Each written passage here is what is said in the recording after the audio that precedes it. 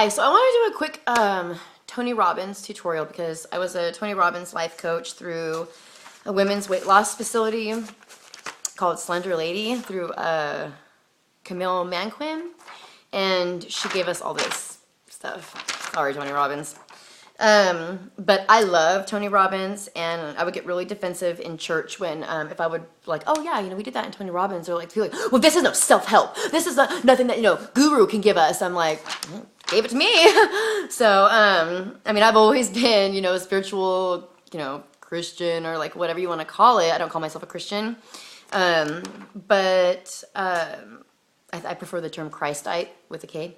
But, I wanted to share it because this was very profound. Tony Robbins is a genius, and if someone offers you their genius, to turn it away is true foolishness.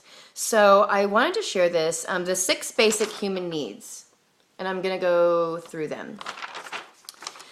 So you have 6 basic human needs that can be met. You can find almost anything to meet these specific needs, except for the last one.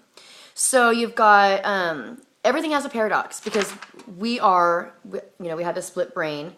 And so that's why I say the Buddhists walk the middle path, and that's the balance of both sides of the brain coming together. And that's your DNA fixing itself and all that.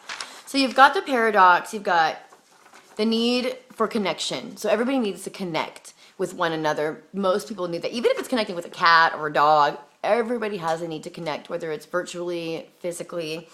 And you also have the need for significance. So that's kind of like the paradox. Even though you're feeling the need to connect, you're feeling the need to be felt connected with and to feel significant. So you've kind of got like the balance going again. And then you've got number 3 is certainty. So everybody needs some certainty in their life, whether it's where you live, your health. You need the stability, the certainty. I'm certain I will have my house tomorrow. I am, unless the world goes crazy, which that won't matter. Or I'm certain, that I've, got my bills paid. I'm certain that, that I'm doing a good job with my children, or like whatever it is your certainty. It could be even more materialistic or, shallow than that. And then you've got the paradoxes, which is the variety.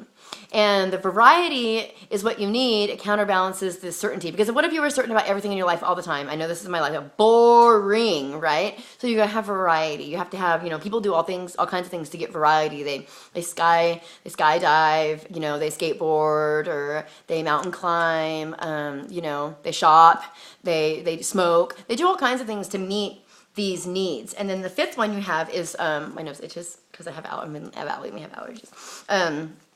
Number 5 is growth. So everybody needs to grow. And actually, a profound message in back when Travis used to just speak from the heart in Radiant, which I'm not there anymore, but that wasn't going on when I left. But in the beginning and then throughout, almost towards the end when we were there, the sermons were like not sermons. They were just like, Travis had an epiphany, and here it is. And it was really profound.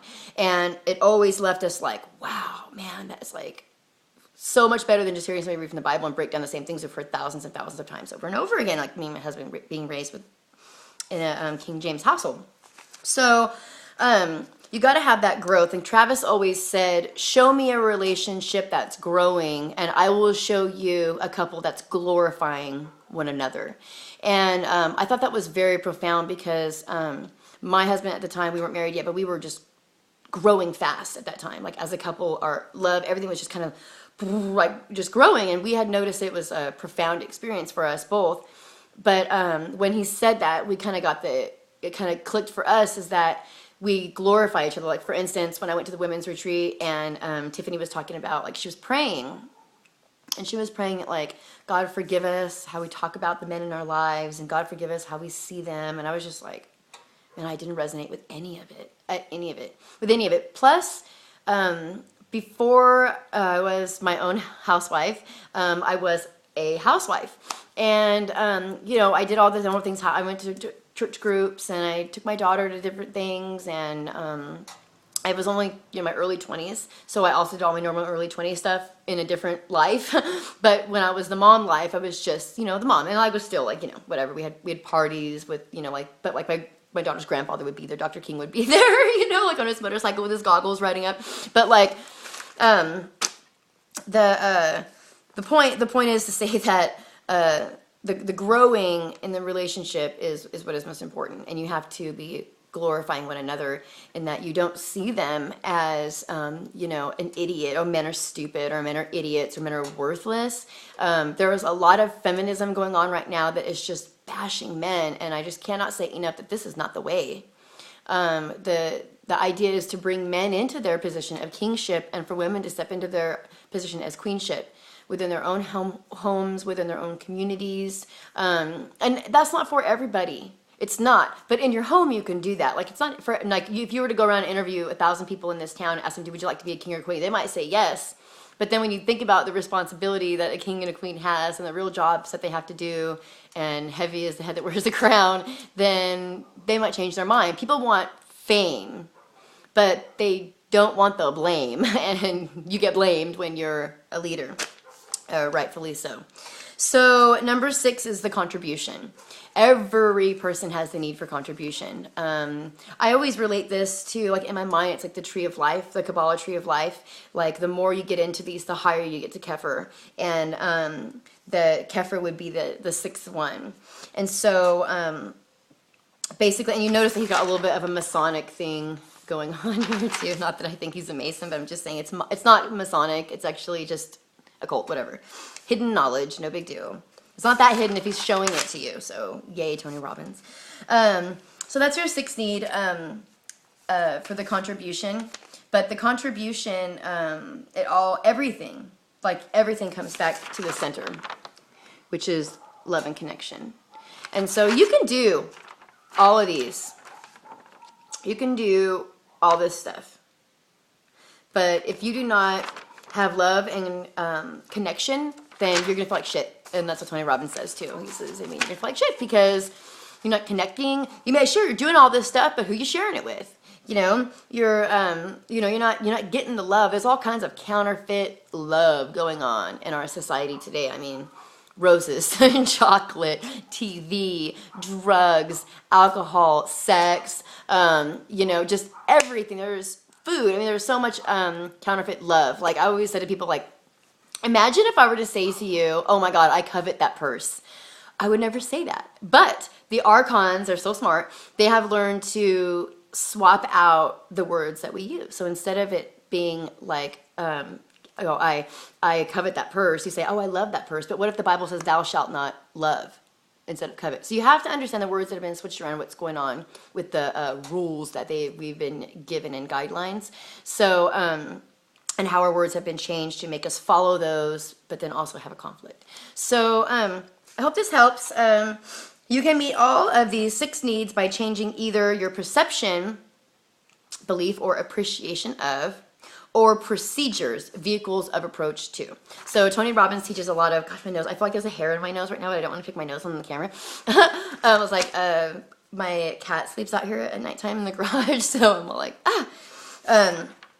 but like he says, we learned motion equals emotion. And this is very real. If you even go on, I used to be a member of a website called flylady.com, and it was for housewives. And basically, and what I was getting to earlier, just to go back, like all the women with the, I became my own housewife. So I had to become a husband, which is why I think I have so much respect for men who take care of their families and are doing what men are supposed to be doing in this society. I have a lot of respect for it because I had to do it, and I know the sacrifice. I know the sacrifice of the time that you spend, and it's just wrong in this society. It's just wrong. So basically, motion equals emotion. So you have trigger points within your body, acupressure, acupuncture, and one of them is right here. It's in your.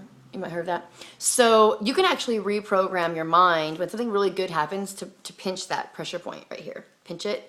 And then next time when something happens, you can actually pinch that same pressure point and pull up the feelings that go with it. Like my ascension coach's power move was like, she'd press her chest like that, and she'd say, like, I'm okay, or I'm okay, I'm gonna do it, and we all had different power moves, whereas mine was like superstar. Like, I used to always like get down and be like superstar. That was like my power move because I have more energy than most people.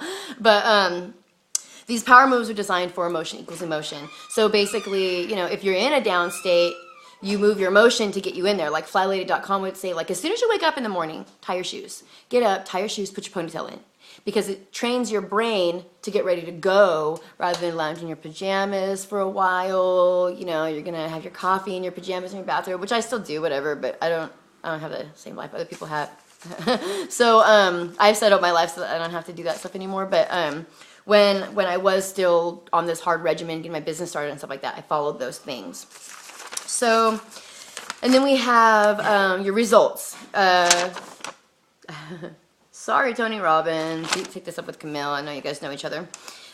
So results, driving desire, need, consequences. So the triad of the source. The source of all emotion is a constellation of three forces. Force 1, the pattern of physiology. Motion equals emotion, number 1. Okay, biochemistry, structure, and movement. Force number 2, a pattern of language. Questions, metaphors, TV/incantations. Force 3, a pattern of focus and beliefs. Values, rules, global beliefs/identity. So I'm going to show you this right there. Okay, you can pause. And so I told you about the biochemistry, structure, and movement. Motion equals emotion. You know, like Tony Robbins always says, I love it. He says, you know, some people always say, you know, one day we're going to laugh about this. Well, I say, why wait? Laugh now. You know, and it's because it's a matter of your state. You know, you think that you want a car because this car is going to make you feel so good. But it's your brain that is releasing those chemicals. Those are your chemicals in your brain, and you can release them to feel that way anytime. You don't need the car.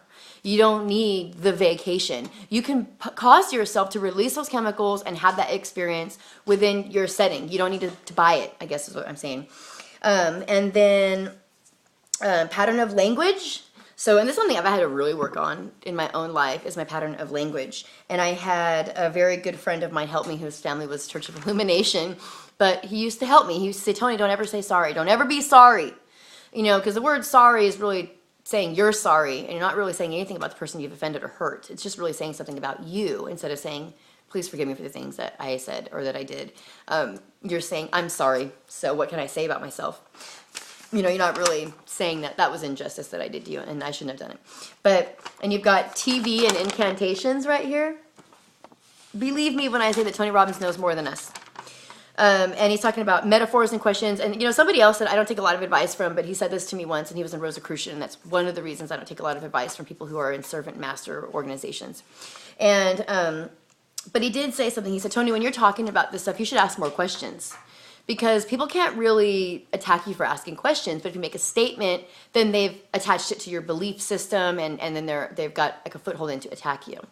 And so that was very good, you know, and you can use metaphors to help people understand, and then TVs and incantations. What are you getting from the TV? TV is incantations. Those are messages that are going into your mind. Are you opening up a magazine and reading it every day that tells you you look like crap and you're not good enough? You know, or are you a domestic goddess? You know, are you trying to get your house clean before your husband gets home?